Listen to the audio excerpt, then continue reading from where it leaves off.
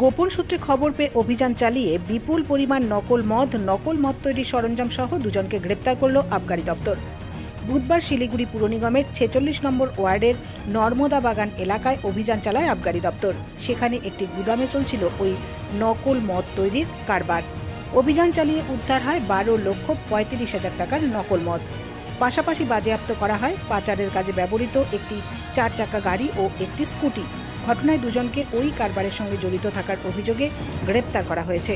ধৃতরা হল কৃষ্ণপ্রসাদ ও বরুণ কুমার। বরুণ কুমারের বাড়ি বিহারে এবং অন্যজন শিলিগুড়ির বাসিন্দা। ধৃতদের মধ্যে বরুণ কুমার একজন কর্মী এবং কৃষ্ণপ্রসাদ বাড়ির মালিক বলে জানা গিয়েছে। আবগারি দপ্তর সূত্রে জানা গিয়েছে, অভিযানে উদ্ধার হয়েছে 125 লিটার জাল স্পিরিট, 35 লিটার সিকিম থেকে পাচার করে আনা মদ, প্রায় 700টি বিদেশি সংস্থার দামি কাচের বোতল সহ প্লাস্টিকের বোতল, লেবেল সহ অন্যান্য বিভিন্ন সামগ্রী। এদিন ধৃত দুজনকেই শিলিগুড়ি আদালতে পেশ করা হয়।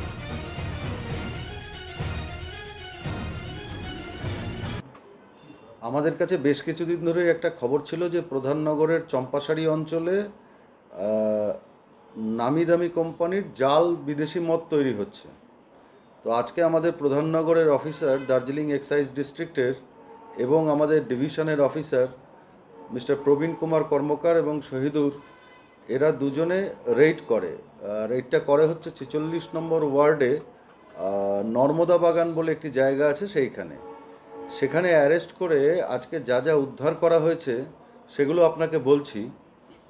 125 লিটার ফরেন লিকার, যেটা কিনা জাল foreign liquor, 37 litre non duty paid foreign liquor, যেটা সিকিম থেকে আনা হয়েছে, এবং এমটি গ্লাস বোতল এই টাইপের অর্থাৎ দামি কোম্পানির পাওয়া গেছে 697টি।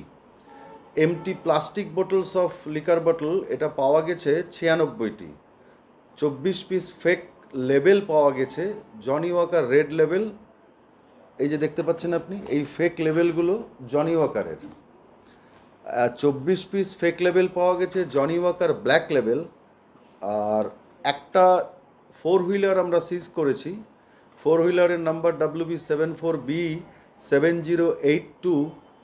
আর একটা 2 হুইলার পাওয়া গেছে, 2 হুইলারের নাম্বারটা হচ্ছে WB74AW7929।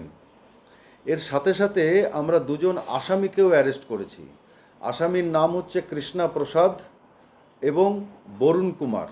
এই দুজনকে মাননীয় কোর্টে আজকে প্রডিউস করা হবে এবং যে পরিমাণ মদ ধরা হয়েছে তার বাজার মূল্য 12,35,000 টাকা।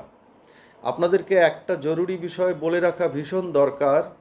এই ধরনের মদের বিক্রি যে শুধু পশ্চিমবঙ্গ সরকারের রাজস্বের ক্ষতি করছে তাই নয়, এই ধরনের consumption of this spurious liquor may lead to large scale liquor poisoning.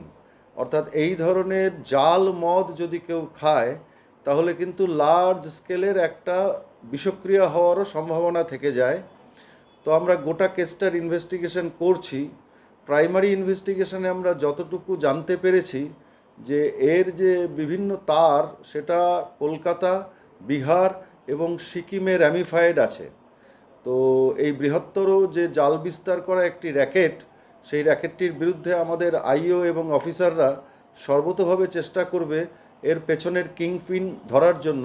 কারণ এখনও অবধি আমরা যারা মদ যাদের পজিশন থেকে পাওয়া গেছে তাদেরকেই অ্যারেস্ট করেছি, যার বাড়িতে বানানো হচ্ছিল তাকে অ্যারেস্ট করেছি। কিন্তু আমরা শুনতে পেয়েছি র মেটেরিয়াল, অন্যান্য লজিস্টিক্স এবং এক্সপার্টাইজ এটা দেওয়ার জন্য বিভিন্ন জায়গা থেকে লোক আসতো।